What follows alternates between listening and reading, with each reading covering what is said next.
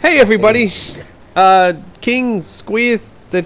What am I, the 16th? Yes, King Squeeth the 16th here. Back for our second War Council. We are joined by quite a good turnout of advisors, actually. We have our Advisor of Diplomacy. Hello, I am Inferno Canuck. We have our Advisor of Treasury. Hello, I'm Sergio. We have our Advisor of Military Development. Oi lads, you speak Elbow. And we have our Advisor of Grand Strategy. Why am I last? Because... Oh. That's Claude Rebel, by the way, for everyone who doesn't know, because obviously he doesn't know how to pronounce his own name or introduce himself or something. We're lucky we got him while he was still awake. Right. So obviously we have 3 advisors who were unable to make it, but we'll get this up soon for all of them to watch. So, first things first, what did you guys think of the first session? How did you think it went? I think it went well. I think 10 turns is a good, rule of thumb. I agree. I agree that. Yeah. Good, good. I was wondering if... Well, just because we had the financial thing going on. Right. Money is everything in a war. It is true, and I have to say that you guys were very, very good on your instructions. Even if it was confusing for me at first, I did eventually get it all worked out enough to, I think, follow your guys' orders pretty closely to what you wanted, what you were hoping for. And I'd have to say that I think we accomplished all the major goals we set out for that time period. We took Osgiliath in the time we wanted to take it. We're in the middle of sieging Kaer Andros. It's only got, what, 4 turns left, I think? Yeah, 4 turns left. We got back over here the rebel city of Anoland, and with an army. And I was a little hesitant about this one too, because you guys did not give me. Well, it was more, I guess, HJK, but did not give me a lot of people to take it with. I was like, oh, this is not a big force. And we even took the bonus objective, the one that we were saying, hey, if everything goes great, maybe we should think about this one. And we got it. Which was kind of funny, because the force we sent to go take this island was bigger than than the one that took Osgiliath or the other town. But I'm assuming that the point was we didn't really know what to expect on the island. My guess.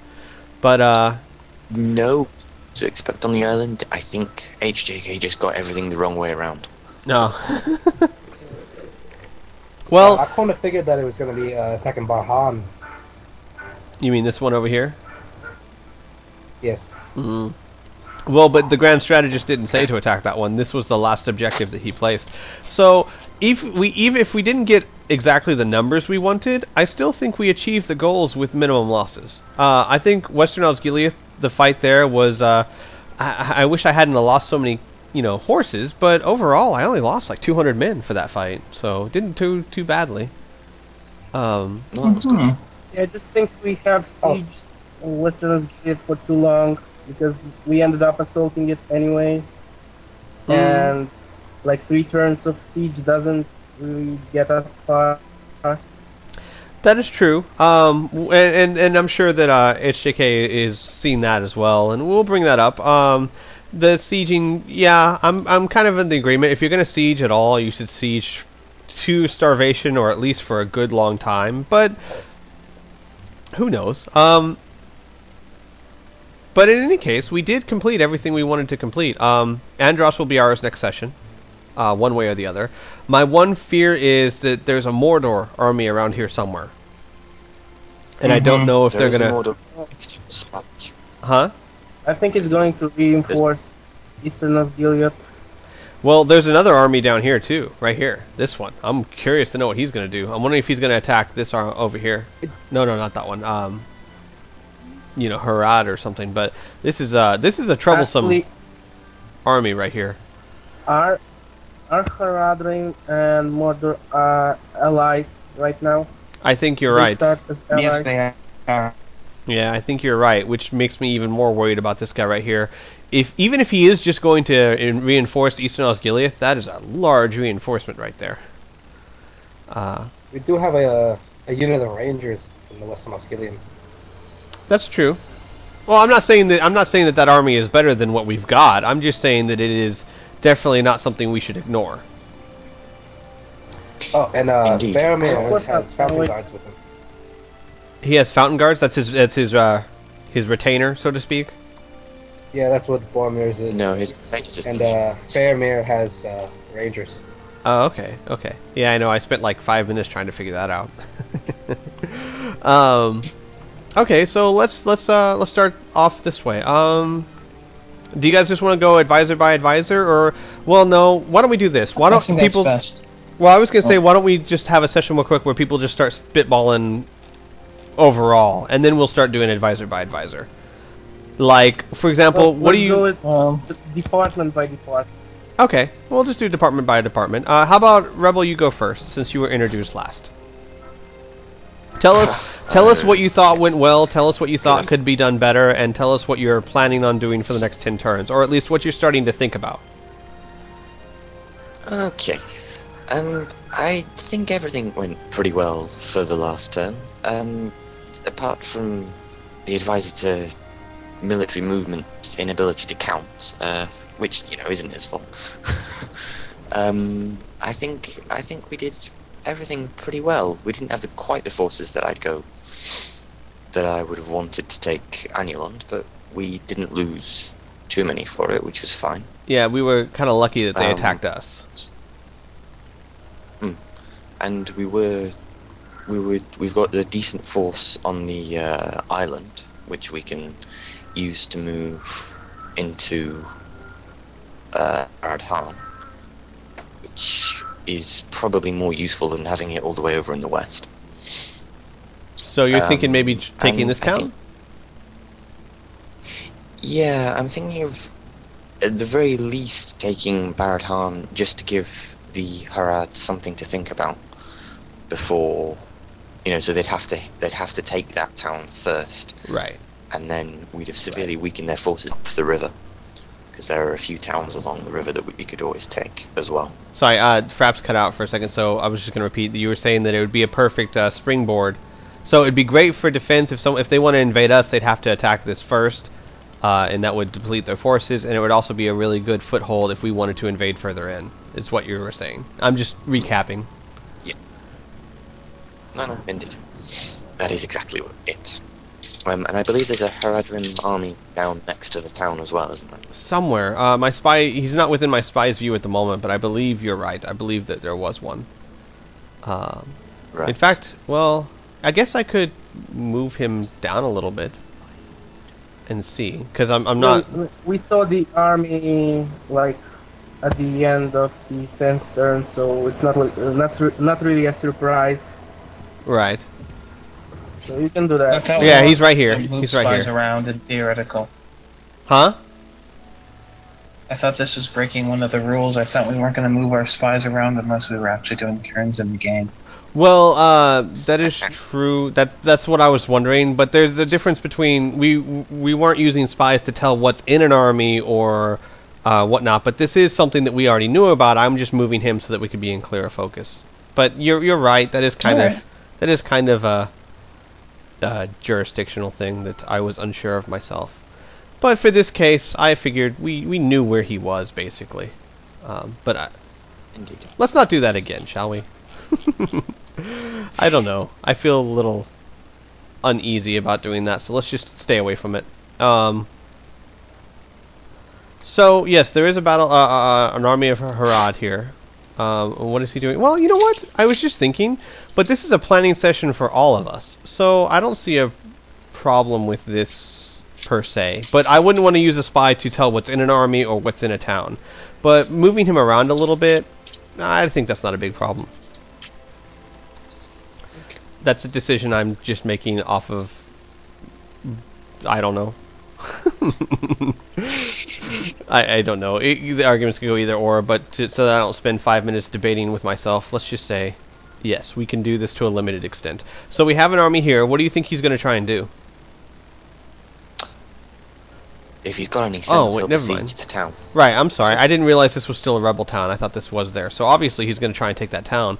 If he takes it without that many losses, though, we might have a hard time taking it with this force. We Well, it could well depends on what do. they have. That's true.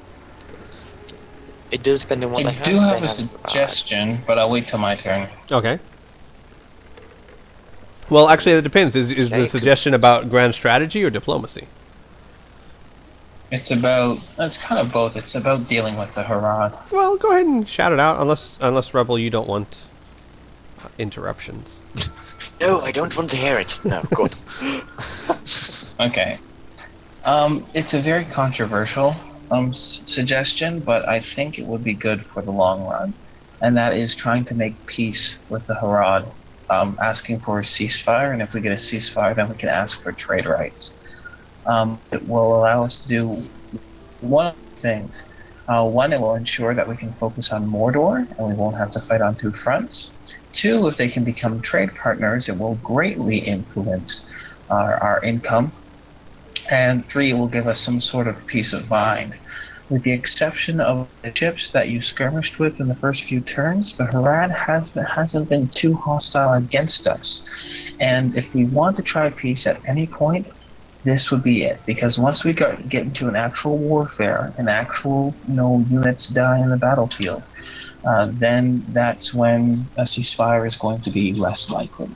Unfortunately, they're not going to take a ceasefire just because we're going to ask. We're probably going to have to give them some form of money, and I think around 5,000 gold is going to be what it's going to take to ask them for a ceasefire. Now, that's a big investment, but I think it's a worthy investment, and we can focus our resources completely against Mordor, because I honestly think we are going to need it. Mordor. I think Mordor has more than just that one, maybe two stacks out there, and once we get past our lovely little protective river there, and once we get deep into Mordor territory, it is going to get tougher and tougher to bring them down. So that's my suggestion. All right. I a lot of that would have to also like as a king. I think that's sound advice. What do you think, strategist? I think that's a good idea. The more we end up dividing our forces, the less chance we have of taking individual towns, and the more vulnerable we are to any kind of counterattack. Right. And also the Harad I'm territories. sorry, go ahead. No, you first. Go ahead, Rebel, sorry. Oh, I was about to say, worst comes to worst and they don't accept it, well then we're still in the same boat than we were initially, so it's worth a shot. That's definitely true. Now, let's say that being the case, then if we do a ceasefire, obviously we won't be taking this, or did you want to try and take this and then, well, if they already start sieging it, then I guess we would just, if they take the ceasefire, we don't worry about this town. Exactly. I wouldn't worry about that town. We can use it as we can still trade with that town, and it's a good way for us to keep an eye on them to see if they're actually going to betray us. Right, and then we can, ceasefire. and then I guess we could move a lot of these forces back towards Mordor. Yes, Exactly. Now, here's a question, Advisor of Treasury. How much, and you might have to do some numbers to this, but how much do you think we could safely offer them without putting a huge strain on our budget? Because I would say that the advantages of that would even be worth more than 5,000 if we can swing it. Like, how much do you think we could offer? I have a different idea about the whole strategy, and maybe you want to hear that out, Rebel. I think that in the long run, we'll end up a lot better if we take all the coastal regions of Harad. It's gonna be like Baraghan and another, I think, 2 or 3 regions. After that, we can offer them ceasefire and not fight them anymore. We should not forget that our relationships are already at an abysmal level with them, and it's not gonna be worse than that. That is interesting. I would agree. I would be interested I have to a hear suggestion. Inferno's. Go ahead. Yeah, go ahead. If we do have a plan for crippling Harad before. I recommend taking Umbar because it's their best city, and it's right on the coast. Umbar? Oh, Yes, it's former Gondorian held. that's what I. Where is that? Do we know where that city is, or not yet? It's close to the very. South of Barat-Khan. Hang on a second. It's pretty much the pirate capital. Oh, okay.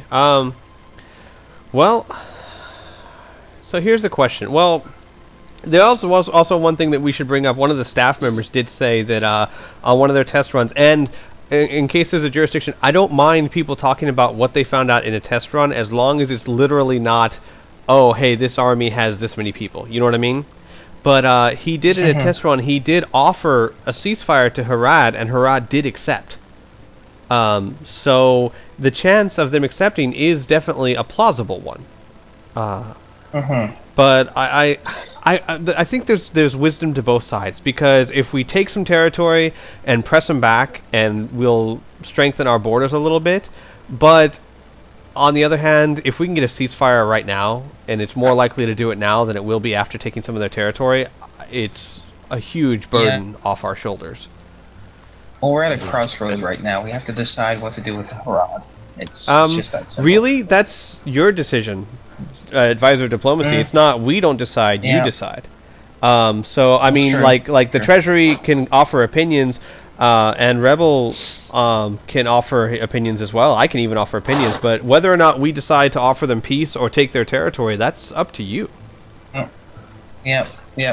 And, okay, excellent. And you know my point of view, I think it's worth a shot. All right. Because now we have everything to gain and very little to lose. All right. Now, with that in mind, Sergio, again, I'm wondering, how much do you think we could safely offer them without putting huge strain on our budget? I believe it would be a good idea to offer them ceasefire right away. Then if just the ceasefire. Right. If they don't accept it, we can take Barat Khan and offer them a ceasefire again. And if they don't accept it, after that we can offer 2,000 or 3,000. 2,000 or 3,000 wouldn't be enough, even if taking. The thing is, I think taking Barat Khan is going to hurt things more than help them. It is. Because they're going to want it as well, right? If we, we have to, well, in my opinion, we have to offer them something, as they say, it's a horrible cliche, but make them an offer they can't refuse to begin with, just to play things safe. And you talked about their abyssal relations with us. We can actually increase them with little tiny gifts, as turn by turn goes, and actually develop a very good relationship over time. Provided that we they don't can also betray us. offer them Barat Khan back. If we're giving them a ceasefire, offer them Barat Khan back. True. The problem we have with in order to do that, I'd expect that we'd have to take Barat Khan before they do, because I've destroyed one of their armies, and then we're offering it back. Right. That doesn't make a huge amount of sense. So I think if we are going to take it, we would need to take it quickly and before they do, which seems unlikely. Right, it seems very extremely unlikely. All right, well, let's say, because it's looking like the advisor of diplomacy is leaning towards, right off the bat, offering them the best offer we can and seeing what it comes up with. I don't think... Well, not don't throw them everything. But well, no, but what I'm saying, the best we can. 5,000. 5,000. Do you think we could swing 5,000, Sergio? Well, we actually start with 5,373 gold coins not used anywhere. Okay. So we could, of course, offer them that. I was planning to use them on cultural development and military recruitment, but if that's what people want, we can do that.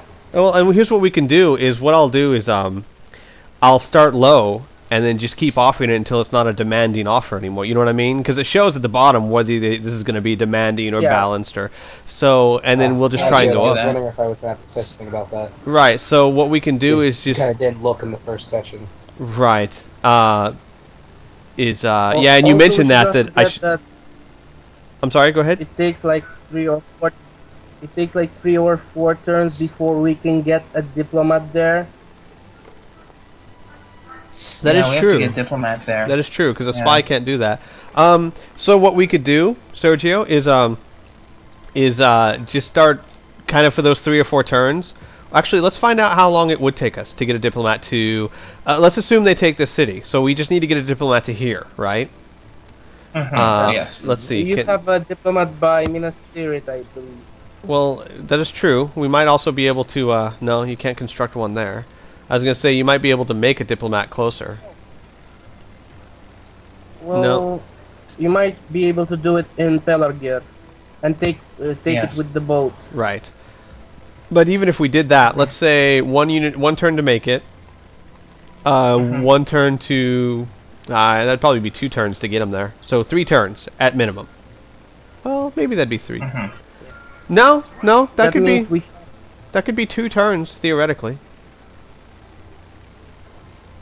Well, what we could do is we could. What's up? You could send a boat up there to take him down.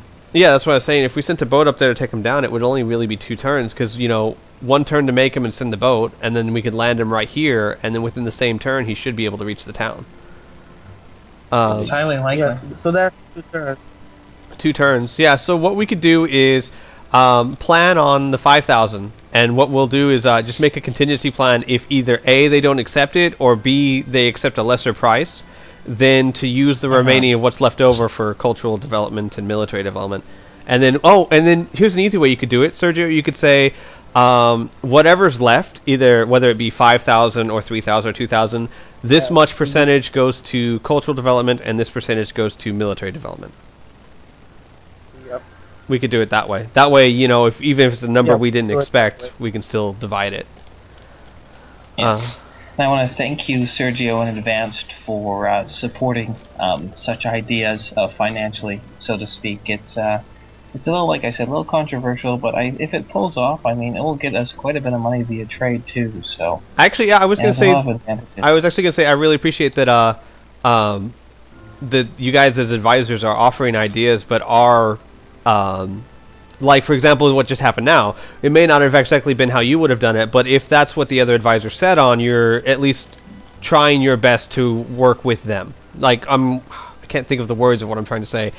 If Inferno is set on doing an idea that you may not necessarily agree with, then I like the fact that you immediately start thinking about, okay, well then how can we make this work the best we can? And I really like that. It's a whole lot better than saying no, which is awesome. Well, after all, if we don't work together, we lose, and all of our heads end up on pikes. Yours do. Carried around by smelly orcs. No, yours do. No. Yours would not? No. Oh yeah, you're right. You wouldn't be in the picture by then. No, I wouldn't. I probably would have retreated up into Rohan somewhere. Don't you know? I'm a king. We're never So captured. you'd be on a Uruk pike. I need to talk to HJK about this. I was hoping he was okay with these watchtowers because he never really gave me an okay as to whether or not to do them, but he did have the budget for I them. like the watchtowers. Right. Well, and actually, I need to get with him on that because we need to find out where he wants their next. How many and where he wants them. I know we did agree that it was best to watch the coast and then watch our roads, but that's really up to him. So, Yeah. I think I only made just a 2. piece of advice on watchtower would be to have 1 watchtower like north of Erich, North because of we have a mountain pass. We have a mountain pass that leads to Rohan north of Erich. where? I was wondering about that. Where is the mountain pass? Right here? You can actually go through this? There's 2 mountain passes we should worry about. One is north of Anulon, and the second one is north of Erich. I see. Here's one, and here's the other. I didn't know you could actually walk through this. But yeah, there's a road right there. Yeah, there's a Rohirrim town right on the other side. I see. Okay. So yeah, we'll talk to HJK about putting one up. Like, are you saying like right here, maybe? Yeah, somewhere there. Be a good. And then put another one Just up. about it. Put another one up over here, and then I would think too it'd be best to get the rest of the coastline. So like put another one right here where this little shadowed area is. This area is pretty well explored. Maybe, yeah, but I'll leave it up to him where he wants to. Maybe put one even on the other side. Like it would make sense if we had the money for it. It would make sense to put watchtowers here, here, and here. I don't know if they can destroy them or not. It's a good idea to march our spies into Rohan and like research some of the area, so when we want to trade maps with them, they don't ask for money because we already know a lot about their territory. Does that really make a difference? I didn't know. Yes, it does. It does. Oh, okay. So how much we know of their area makes a difference as to how much they demand for map information. Yes. It's about the difference of what they know about you and what you know about them. I see. Exactly. Okay. So yeah, we'll talk to our advisor of agents and see if he's interested in sending some spies up this way, because I did notice that spies have a lot bigger field of vision than diplomats do. Oh yes. So, but I do like how he's been treating them so far. I do like the idea of having a spy around here to monitor movements of Mordor. I think that's brilliant because, like I said, for example, this is very worrisome and we never would have known about it otherwise. Yes. And also don't forget, we'll have another spy once we take this area. We have a spy in here. So he'll become available as well afterwards.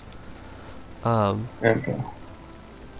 So, okay, grand strategy. Let's say, advisor of grand strategy. Let's say we offer Harad the peace treaty and they accept. Then what? In which case, we have a ton of forces. I think I worked out about 1,500 in the island town. So we'd have loads more reinforcements for the fight against Mordor. In which case, taking East Nosgiliath would be even more possible and easy than it already is, and would also possibly, and this is another idea I wanted to throw out there, I've already thrown it out there but everyone seems to hate it, is Except for me. at the very least besieging, yes, except for you, is at least besieging Heneth Arnun. You mean this one over Especially if here? you've got the reinforcements, it'll be, yes, the Mordor town up north. Oh, okay, no, over here. Okay. That's pretty risky. That is risky, but if you look at the number of troops that we've got, then, you know, taking East Nosgiliath, Mordor then has to decide between Heneth Arnun and East Nosgiliath. That is Well, true. really, they can do both. Well, They have to have the thing with Mordor and the Orc factions is their armies, especially at the start, are made up of poor quality units compared to, say, the Gondor faction. In about a session or two, they're going to have their best units. Which Huh. is the trolls with plate armor. High, Oroks, all those units, because it's like hard coded in that they get their best units. The computer, they get their best units pretty fast. Oh, because they wanted to make Mordor one of the hardest people to take down. That's true. Mm. Although it does actually give credence that that's even more of a reason why we should try to strike as fast as possible against Mordor. Well, So we limit That is- territories and at least their finances. here's an idea. Well, Here's an idea. if we take Minas Morgul and Blackgate by the time we reach turn 30, it will be great. But we have to do that like really fast. All right, Minas Morgul, and where's the other one? What are you talking about? No, this one and what else? The Blackgate. Blackgates. Where are the Black Gates? Further down? Up No, north. they're up. No, up north. Squee, have you ever read the books? I read it when I was in like high school, which was a long time ago. And I've seen the movies, but the movies aren't very clear on showing you where things are. So I'm assuming the Black Okay. Gates are like right here. Sweet. You see the No. You see the volcano? You go to the northwest there, that little tip zone where the two mountain parts they come together. There's that little pass, little lighting area. Oh, okay. Right there is Yeah. where the Black Gates are. Okay. Right, so this is where Frodo and Sam went in, and this is where the army marched to. Well, Frodo and Sam went by Minas Morgul. Right, that's what I'm saying. They went over here, and the army marched up here. Yeah. So I'm curious, and I know this has nothing to do with what we're talking about, but so in the Fellowship of the Ring, when Sam and Frodo crossed the river that left everyone behind, they crossed like over here, Yeah. and then you see the little lake on like north of Randros. right here. Yeah, they left just south of that lake. So then they marched through all this territory before entering Mordor. They went all the way down here and then over. Yep. Oh, okay. Huh. That's where they met Faramir. Oh, right. Yeah. They met Faramir Because around. there are Gondorian ranger companies in that area. Oh, okay, that makes sense now. So that's where the rangers are from. That's really It's cool. Former Gondorian territory. I don't know why, but that's really cool Yeah, to as me. long. Yeah, we have to And that's take when I like, read- Ithilien Okay, term. so here's an Where idea. our Ithilien rangers are from. So here's an idea. Back to the strategy. What if, because taking or at least besieging Henneth Anun is dangerous, but it will be less dangerous if we can use these reinforcements down here. So So to say, if the reinforcements are possible, that makes it a little bit more feasible. right, and honestly, we could get those reinforcements up there within a few turns if we take a boat. Especially if Right. So what do we? It will be like 2 turns. So I think it would be good, Rebel. At least this is my personal opinion, of course. Not remember, my word isn't law in anyone's particular department. But let's say Harad takes the peace treaty, and then we can move reinforcements out. Then we consider taking Hanud Anan, or at least consider Indeed, faster, because then we could use the reinforcements from down here to take eastern Osgiliath, and then we could concentrate forces that we would normally use for this to go up here. yes, Uh-huh. I agree. Also, if Harad, this We would could only have also this attack on would the only street. I'm sorry, say one more time. Hello? Guys? Go ahead, Rebel. Hello? Rebel? Yes, I'm still there. Oh, okay. I think you guys were trying to let the other talk, so no one was talking. Actually, here's an idea I wanted to pose for you. And I don't know how many people do this, but I do this a lot in my campaigns. I call them hit and burn campaigns, personally. And here's what I do. I choose an enemy that I'm going to be facing. Generally, I choose one that's a little further away, so they have more time to develop, but Mordor might be a decent target. And here's what I do. I put together a good army. And then what I do is I go and I hit all of their weak settlements. And I hit them, I take them, I sack them, I burn everything to the ground, I take all the money I can, because if you destroy buildings, you get money from it. And then I move on to the next town, Yeah. the next lightly defended town. And I avoid their armies while I do it. And basically, it's like a sacrificial army. I know eventually they're going to catch up and they're going to take it out. But while they're doing that, not only are they not worried about all this over here, they're worried about this army running in their territory. I get tons of money from every city that I destroy. And it's twofold. Not only does it give me money for taking their cities and burning their stuff, it hurts their infrastructure. So when they take it back, they now have to spend money and time to rebuild everything I just destroyed. It's very, very effective. I've actually destroyed entire factions that way because sometimes the factions will be so unhappy because I take a town, right? I destroy everything in it, and then I leave with everyone. So now it's a town that's extremely unhappy, and in a few turns, rebels arise. And I don't have to deal with the rebels. They have to deal with the rebels. And I've actually thrown entire factions into a civil war that way, just from one army running around sacking territory. I don't know how effective that would be in this game because I've never played it, but in Medieval Total War 2, it can turn an entire war in a different direction. There's an inherent risk in this because sometimes perhaps the settlement, one of rebels, doesn't actually turn into a rebel settlement. It might just once again ally with Mordor. You might skip a step there, but if there's a point of exploiting and destroying their buildings, that's always nice, especially if you can't possibly hold a territory. It's always a good option. Basically, I would always make really good money from all the because when you destroy a building, you get money from it, and then they would have to spend money to rebuild everything. And then by the time I normally come back to actually take their territory, they've rebuilt everything. So, but I'm just throwing it out there as a suggestion. It probably wouldn't be something we could do immediately because our forces are so small. And considering that Gondor doesn't really have a lot of forces they can just throw away, it might not be something we want to try at all. But that would be difficult to do on Mordor. Yeah, but especially if you go through Minas Morgul, because you can't take armies past.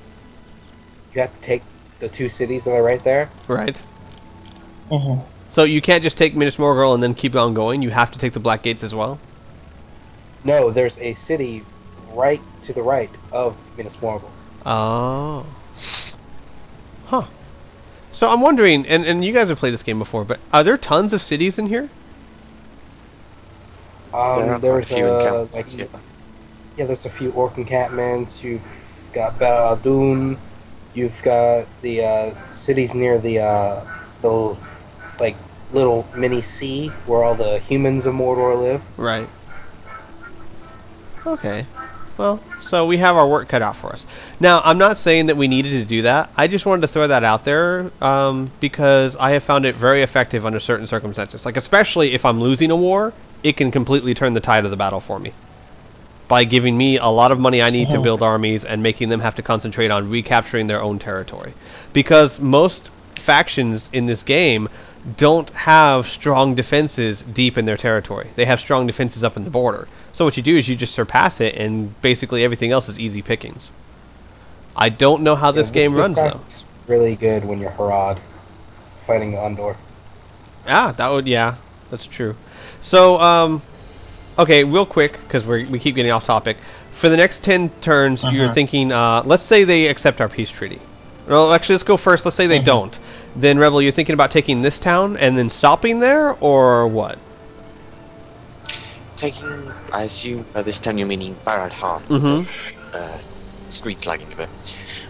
So yeah, taking Barad Han would definitely be, would have to be a priority. Defensively, preferably.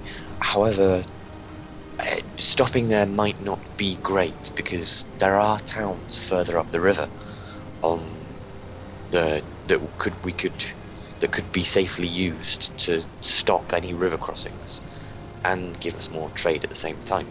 So actually taking something going up the river may be possible, depending on what kind of forces we see Harad to have.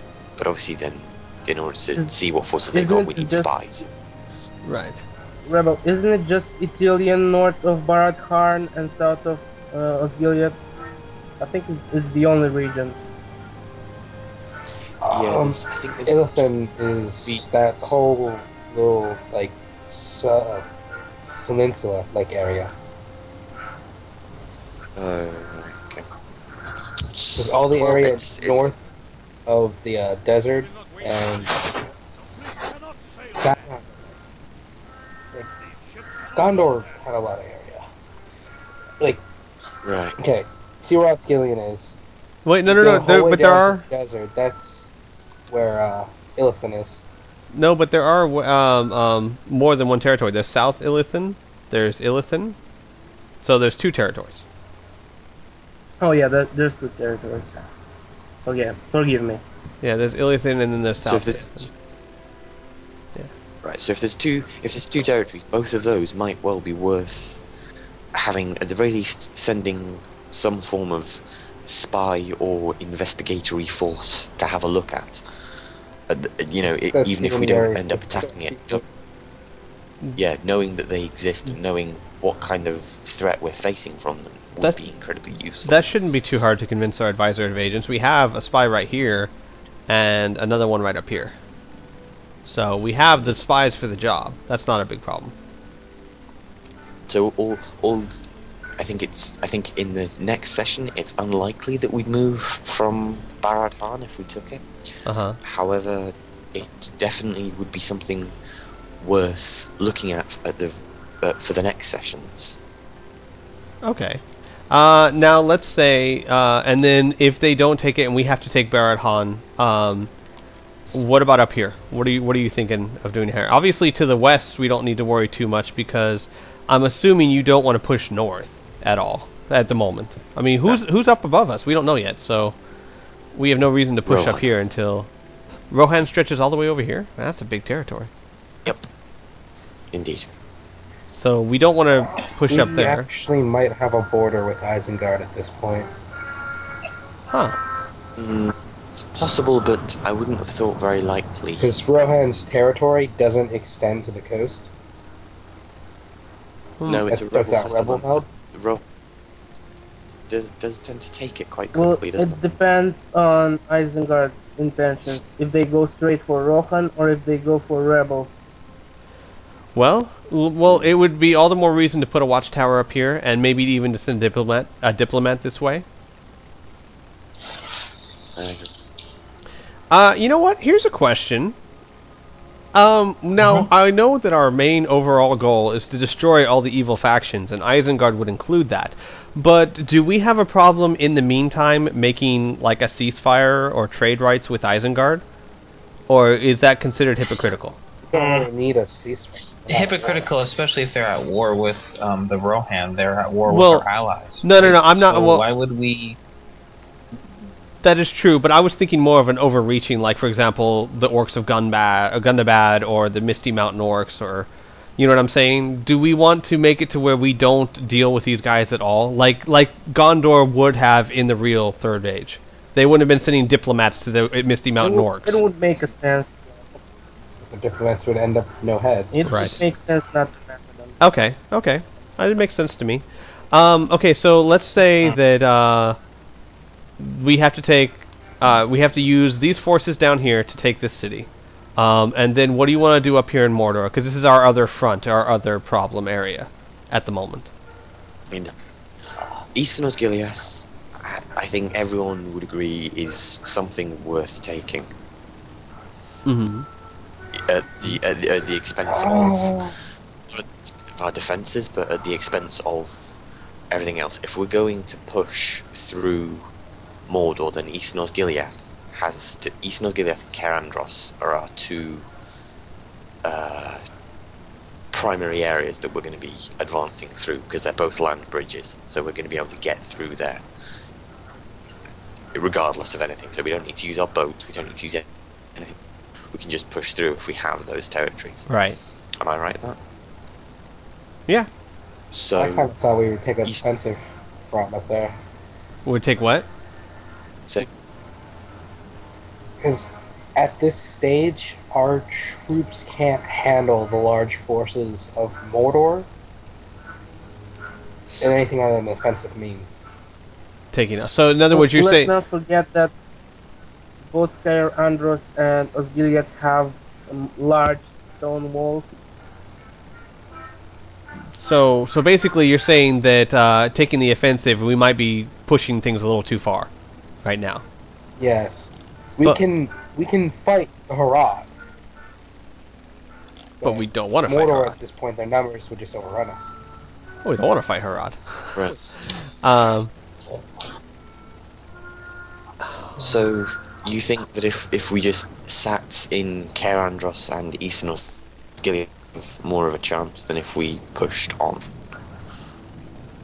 Until we start getting actual professional troops. you know, there might be something said for this. Like, let's say if we say that Mordor is too big of a fish for us to fry, right? Right now. What if we take... What if we take, like, Eastern Osgiliath and Caer Andros to make a very good defensive wall, keep a good amount of troops here in case Mordor... Well, not in case. When Mordor decides to try something. When. And then here would be an idea. How about helping Rohan and pushing into Isengard territory? This would help us in two ways. One, Right. it would help us help our allies, and two, it would allow us to attack an enemy that two people are attacking and take their territory and their land, because if we can get into Isengard and take their resources, then we'll be better equipped to fight against Mordor. And I also do we may like the get- idea Well, of the Cistern. The Citadel of Isengard is former Gondorian fortress. Oh. That might that be useful. Well, I'm just suggesting, because if Rohan's already fighting with Isengard, it means Isengard would be trying to take on two people at once, and anything we capture from Isengard is going to bolster our ability to fight Mordor. Exactly. Let's not forget I do that like the they're not idea at war. of Wait, one thing. Inferno first. Okay. I do like the idea of assisting our allies, and I do like the idea of trying to take some stuff from Isengard, as long as we don't weaken our defenses against Mordor too much to do so. Like sending just a small, support force to help Rohan. Because in the long run, the sooner we help Rohan, the sooner Rohan can help us. I agree with that. All right, and then what were you saying? I was saying, yeah, it was like Isengard and Rohan not at war. We should not forget that. They are at war. Not yet. Are they? I don't think Yeah, they are. I think they are. Yeah, they are. They said that they're going to war with each other. See, look, enemies, Isengard. There you go. Okay. And soon, most of the evil factions should probably be at war with Rohan. Yeah, so they are at war already. But the thing is, what I was suggesting would require more than just a small force to help, because the idea would be, and like I said, this is only a suggestion. The idea would be to capture some of Isengard territory to give us more resources, money, and stuff to help fight Mordor. So sending up a small, little bit of help for Rohan will help Rohan, but won't help our cause as much. But the thing is, and we're gonna be using armies where we can't really make an influence.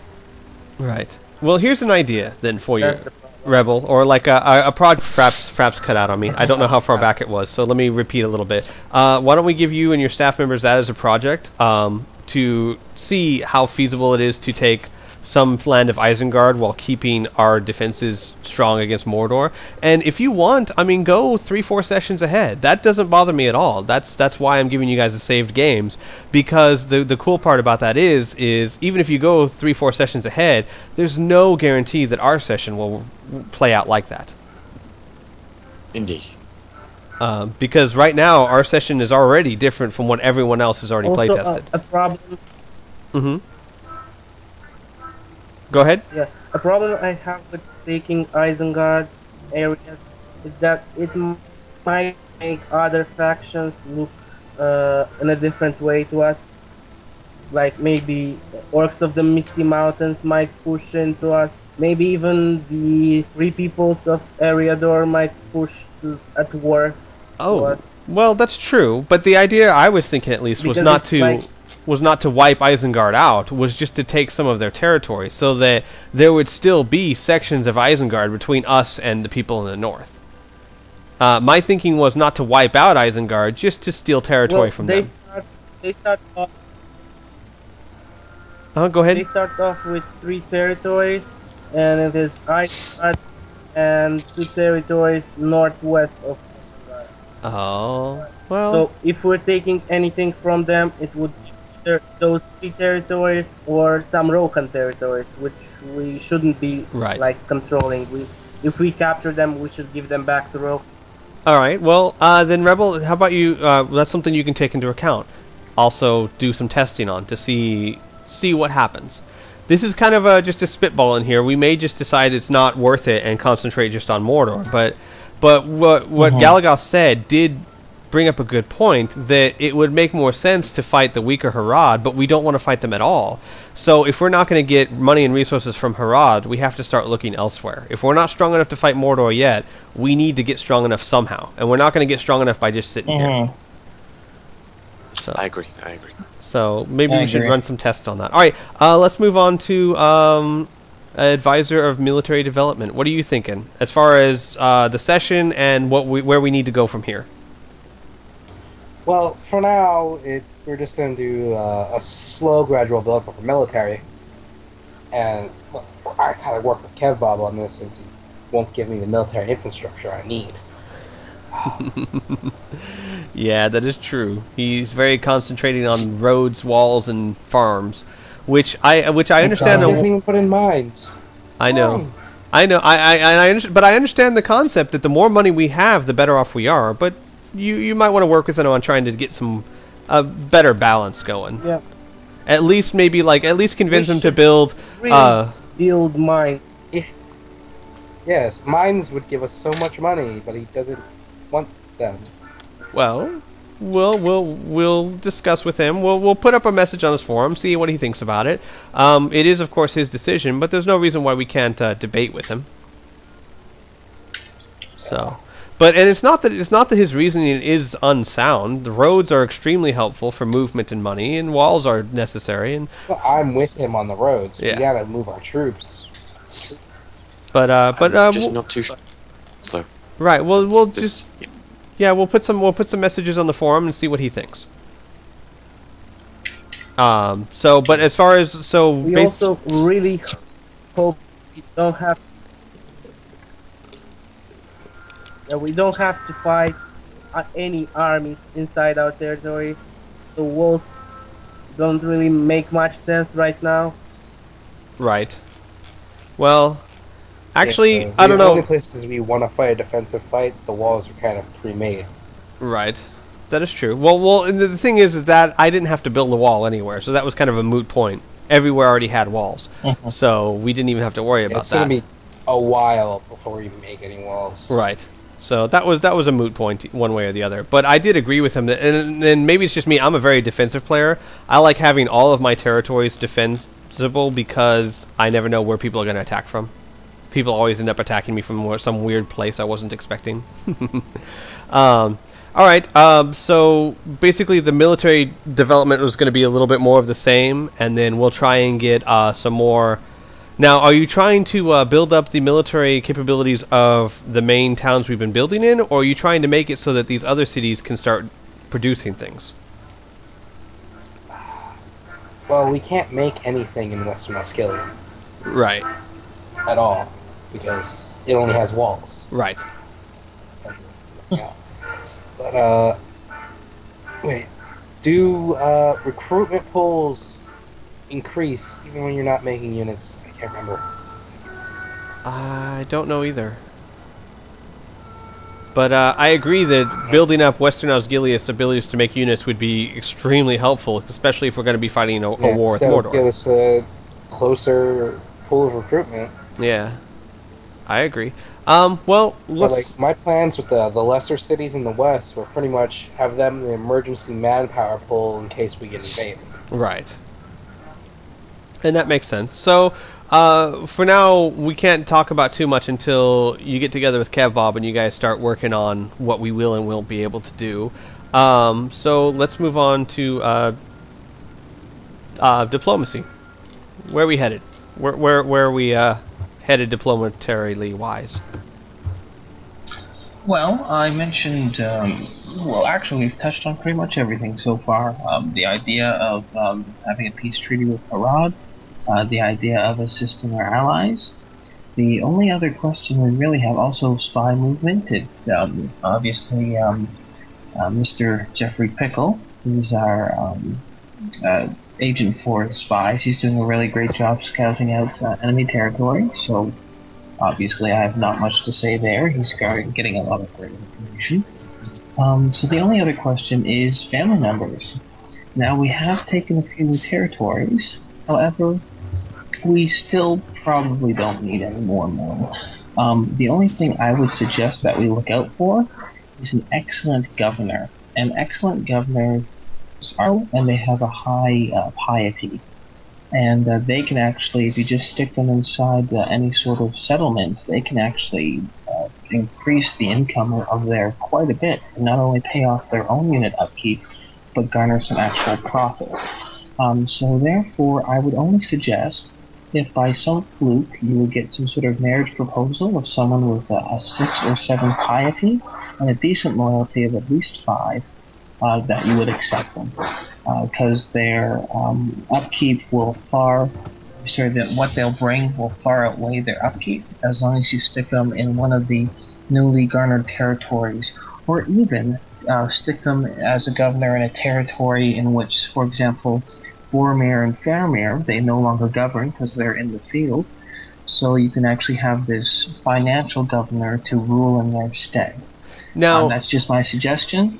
is it, and this is kind of on everyone's territory, or at least yours and the Treasury, is it always better if you find someone like that to stick them in a city that's already making high money to make more money, or Yes. to stick them in a lower Yes. city? Yes, I thought so. Just like what I It's fair was... to stick them. just like I was saying that, in my opinion, it was always better to build farms in and stuff in higher producing cities to start with because you'll make more sooner. Exactly. It's all about percentages, and you want to be able to cultivate money from your best places first. Right. Okay. And then what about The only exception with that rule is mines. Because mines make a standard. that is Well, true, right? Mines make a certain That's amount no true, matter what. So okay, we have But a in diplomat. regards to trade, you're good. We have a diplomat up here, and I'm assuming you're just going to have him keep on hunting people out, or Well, his exact movement is once again up to Jeffrey Pickle, but obviously the trade rights, just exchanging maps for maps, is not enough. So we might need to grease the wheel with a little bit of coin. However, we don't need a whole lot. Probably somewhere between 300 and 500 gold would be enough to actually garner some map information. It would be nice to see, whereabouts in this great land where a lot of settlements and whatnot are. However, I am willing to rescind any additional monetary payments until we figure out whether the Harad are going to accept the peace treaty or not. right? Because I don't want to ask for too much from our treasury, and I'd like to prioritize, and I think peace with the Harad is a higher priority. Okay. Also, you do know that whether or not, and it'll probably wait until Rebels and his staff have run some tests, but whether or not we actually attack Isengard is going to be your final call. I mean, it's the final call of whether we course. do or not is up to you. So, what I think Yeah, is feedback. you'll have to work with Rebel closely over the next week to see what the results are of his testing. Yeah, what the feasibility of it is, I agree. Right, and then we'll just figure that out one way or the other. Okay, and then Mr. Treasurer. What are your thoughts Well, on how it went and how we should proceed? Yeah. It went really well. I was really not happy that you got Felagir too high with taxes. What happened? What? I did what? Well, you put high taxes in Felagir. You were arguing all the time with yourself if they should be on very high or Oh, high. right. So I did the right thing or wrong thing? So yeah, you did it wrong. Oh, but, oops. yeah. I just really re-examined all the taxes, and that's the part of my plan. I put the plan on the forum for everyone. So, Anuland, let's start with the west Well, territories. wait a second. I had it. Anuland. Well, I had it in front of me. That I put it on whatever it said in the page. I don't have it in front of me now, but when I started, at least, I put everything the way you said it to. Now, there were a couple that I changed simply because the population was Yeah, hurting. you did change them. Right. I mean, I changed. No, you changed them when the population was the public order was like 85% or something, Right. and we really should worry about the public order when it's 75% or less. See, now that That's I my never opinion. knew. That one I actually never knew. I always thought red face was bad no matter what. So, in that case, I do apologize. I always thought that anything below yellow was going to be bad. So, anything below 75, we should be okay? No, anything higher than 75. We should be Even okay with it. 75 is a blue phase. Got it. Okay, I got it. So as long as it's not a blue face, we should be fine. That one I apologize on, but I will be sure to make sure, that to follow those orders in the future. I actually did not know that 80 would not be that big of a deal. So I've played this game a lot, but I've always tried to keep my people extremely happy, and so I always abhor. So we're at Red. Okay. Well, then, other than that, everything went pretty well. I think I followed everything fairly well. everything went pretty well except for the reserve funds. Right. The But we reserve. already discussed that. Sorry about that. That was just a simple copy-paste error. It did not transfer from your forums to my sheet of paper, which is completely my fault. And I did say, you guys do know that whatever's left in your reserve fund that he gave you, your personal reserve funds, is yours, right? Like Galagoth, you still have, I think, like 400 or 500 coins left, and that's yours to do Yeah, I with. was like 500 Yeah, something. let's go to that. And cultural reserve fund, the fund still has 431 gold. Right. Military reserve fund has 535 gold, and agents reserve fund has 450 gold. You know what I was just thinking that we could do, Sergio, that we could give you this power? If, like, for example, if it's in the reserve fund, let's say cultural development had, 800 gold in its reserve fund. That's theirs unless there's some sort of emergency. And in that situation, you would have the power to take it. Does that make sense? Like, Mordor's attacking our Well, lands. you would have. I'm sorry? The problem is, Uh-huh. the problem with that is that we have 10 turn sessions, and if there's really an emergency, then you are the only one who can make Ah, the decision, well, because that it's is true. probably not be a war council until then. That is true, but if the situation arises that you do have the ability to, like, for example, let's say the emergency happens in turn 9 or something, then I do give you that power that if we really need the money, you can take it from the reserves, but otherwise we'll just keep it as their reserve. And then... Well, as I said on the forum, Uh-huh. any exceptions are to be handled by the king only, for he is the wisest one. Which is so not true, but we like to think he is. Okay, so Early. I do know that your estimates were thrown off a little bit because you were expecting to take Western Osgiliath a lot sooner than we did, and in the future, Well, it worked out pretty well since I also had the no profit right, probability. right, and you were very thorough, so it worked out fine. Also, another thing that's going to be difficult to take into account is missions, because we don't know when they're coming. And So we also don't know if we're gonna be able to do them or not. right, If so it's we need to something try. like attack Harad when we already have a ceasefire.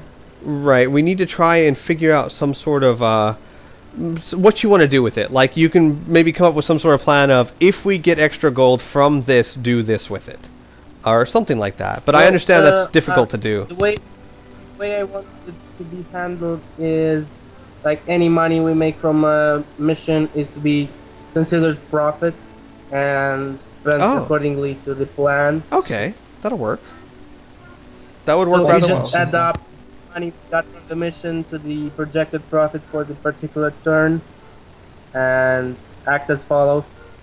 Okay, that actually works rather well, I would think.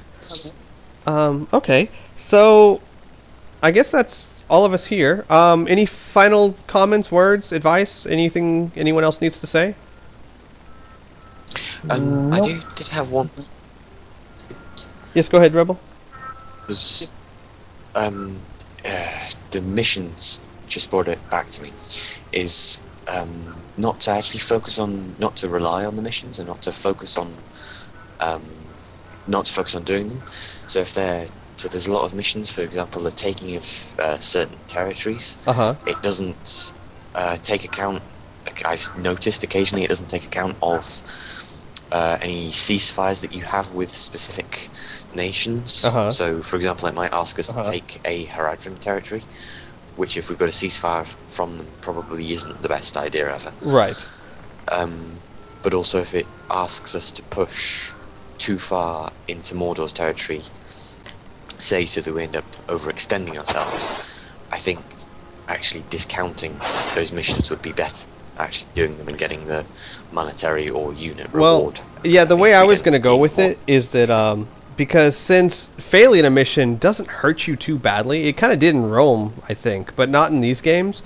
I was going to go with the idea of, if it's hard to do or really goes against your strategy, I'm just not going to do them. But if I think it's opportunity that I could do it and it's not going to go against anyone's Like, for example, if it says take this territory, and that's someone we have a ceasefire with, or that's not what was in your grand strategy plan, I'll just kind of ignore it. But if it says take a territory that we were thinking about taking, and maybe, then I'll go ahead and take it. You know what I mean? Yeah. That Also, one thing cool. the problem with the missions is that, like, for example, if we get as the reward ships and we have nothing to do with them, Yeah, that is like true. for example, if we get like 4 ships and the upkeep for ships is really high, the only thing we could do with them is disband them. Right. So I'll try and use my best judgment on if a mission is A, doable, and B, worth our time. So, Yeah, also one thing, the missions we're gonna get, I think, are not gonna be like take territories. Those missions end as soon as most rebel towns are taken by actual factions. The kind of missions we're gonna get is most probably to make contact with certain civilizations. And we Right. have those diplomats ready, like going north. right. Okay. So it's not gonna be a big problem, I think. All right. Anyone else? Nope. Oh, by the way, Rebel, also, Good. I'd want to, we don't have to discuss it here, but keep an eye on this army and try and keep an eye on what you think it's going to do and what we need to do to counter it. Yeah. Because I'm sure there's other armies out there, but this is a threat we know about, and we don't know what he's trying to do. Indeed. So, Indeed. all right, everyone. Well, then I think that's pretty much it. Unless anyone has final words. No. I'm awesome. Yeah. Okay. Okay then. I think I actually like having these sessions early, and giving you guys more time to develop your plans on the forum, because other than doing it late. Because this way, when it's more in the developmental stage, like for example now, Rebel has the whole week to try and test out the Isengard thing. My hope is to do the next session Saturday. So everyone, if you can, try and get your final plans up at least by Saturday evening, my time, which I guess would be, you know, GMT -6 Saturday at like 5 or 6 in the evening. So, and of course, I'm sorry. Go ahead. No, you go.